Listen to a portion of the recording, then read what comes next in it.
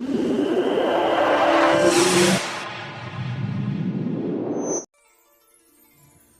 हमारे साथ क्या सलूक करोगी? अल-नासर ने बड़ी लड़की से पूछा। जिन और इंसान का कोई मुकाबला नहीं। तुम आग हो, हम मिट्टी और पानी हैं। हम सबका खालिक खुदा है। हमें अपने खालिक की मखलूक समझकर हम पर रहम करो। हमें तुर्कमान के रास्ते पर डाल दो। तुम चाहो तो हम पलक झपकते तुर्कमान पहुंच सकते हैं। तुम कहीं शब खून मारने गए थे? बड़ी लड़की ने पूछा। सलाहुद्दीन अय्यूबी के छापामार भी जिन होते हैं। हमें बताओ, तुम कहाँ गए थे और क्या करके आए हो? अल-नासर ने उसे अपनी तमाम कारगुजारी सुना दी। उसकी टोली ने जिस दिलेरी से शब खून मारे और जो नुकसान किया था वो पूरी तफसील से सुनाया। फिर ये बताया कि वो किस तरह वापसी के रास्ते से भटक गए हैं। तुम अपने सिपाहियों से बेहतर सिपाही मालूम होते हो। लड़की ने कहा। क्या तुम्हारी फौज का हर एक सिपाही ये काम कर सकता है जो तुमने किया है? नहीं, अल-नासर ने जवाब दिया। हम चारों को तुम इंसान न समझो। हमें उस्तादों ने जो तरबियत दी है वो हर एक सिपाही बर्दाश्त नहीं कर सकता। हम सहराई हरन की तरह दौड़ सकते हैं। उकाब की तरह हमारी आंखें बहुत दूर तक देख सकती हैं। हम चीते की तरह हमला कर सकते हैं। हम में से किसी ने भी चीता नहीं देखा। असातिज़ा ने बताया था कि चीता क्या होता है, वो किस तरह हमला करता है। इस जिस्मानी फुर्ती के अलावा हमारे दिमाग दूसरे सिपाहियों की निस्बत ज़्यादा अच्छी तरह सोच सकते हैं। हमें असातिज़ा ने ये हुनर सिखाया है कि दुश्मन के मुल्क में जाकर फौजी राज किस तरह हासिल किए जाते हैं। हम फेस बदल लेते हैं, आवाज़ बदल लेते हैं, अंधे बन सकते हैं, ज़रूरत पड़े तो हम आंसू बहा सकते हैं, और जब पकड़े जाने का खतरा हो तो हम अपनी ज़िंदगी से दस्तबरदार होकर लड़ते और निकलने की कोशिश करते हैं। हम कैद नहीं होते, शहीद हुआ करते हैं। अगर हम जिन ना होती तो तुम हमारे साथ क्या सलूक करते? लड़की ने पूछा। तुम यकीन नहीं करोगी, अल-नासर ने कहा। हम वो पत्थर हैं जिन्हें औरत का हुस्न तोड़ नहीं सकता।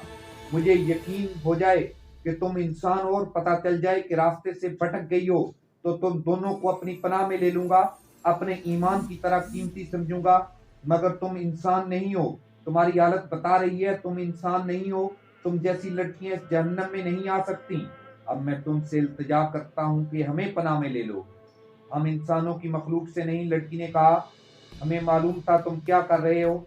हमें मालूम था कि तुम रास्ते से भटक गए हो। अगर तुम गुनाहगार होते तो जिस सहरा में से तुम गुजर कर आए हो वो तुम्हारा खून पी जाता और तुम्हारे जिस्म के गोश्त को रेत बनाकर तुम्हारी हड्डियां नंगी कर देता। इस सहरा ने भटके हुए गुनाहगारों को कभी नहीं बख्शा। हम दोनों तुम्हारे साथ थी।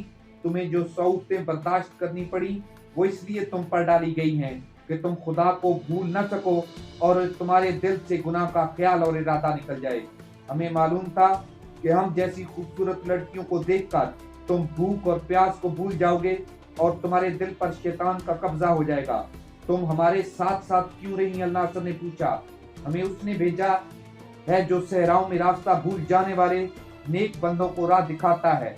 बड़ी लड़की ने कहा। तुम पर खुदा ने जो रहमत नाज़िल की उसका तुम हिसाब नहीं कर सकते। उसने हमें कहा था कि मर्द नज़ा के आलम में भी शैतान के असर से आज़ाद नहीं होता।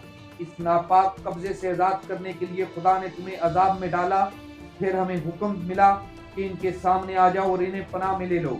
हम जानते थे तुमने दुश्मन को किस तरह और कितना नुकसान पहुंचाया।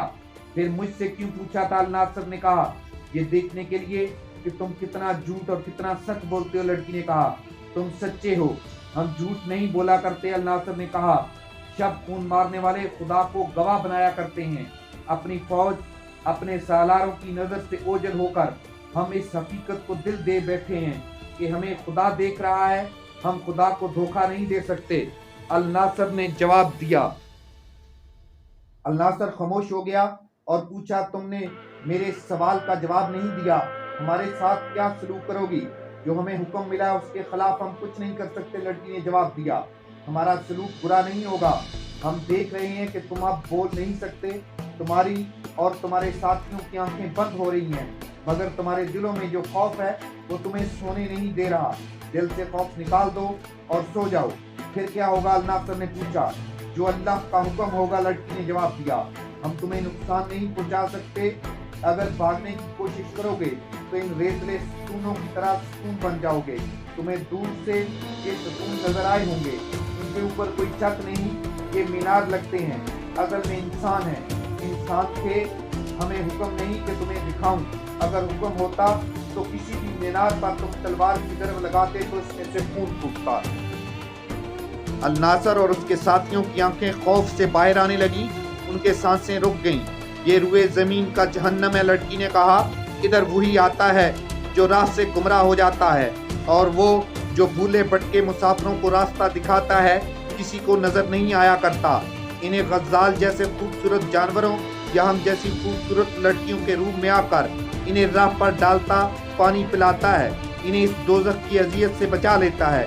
مگر انسان گناہوں کا اتنا شدائی ہے کہ غزال کو دیکھ کر اس پر تیر چلاتا ہے کہ اسے مارے اور اس کا گوشت کھائے، اور جب ہم جیسی عورت کو دیکھتا ہے تو اسے تنہا اور مجبور سمجھ کر عیش و عشرت کا ذریعہ بنانے کی کوشش کرتا ہے۔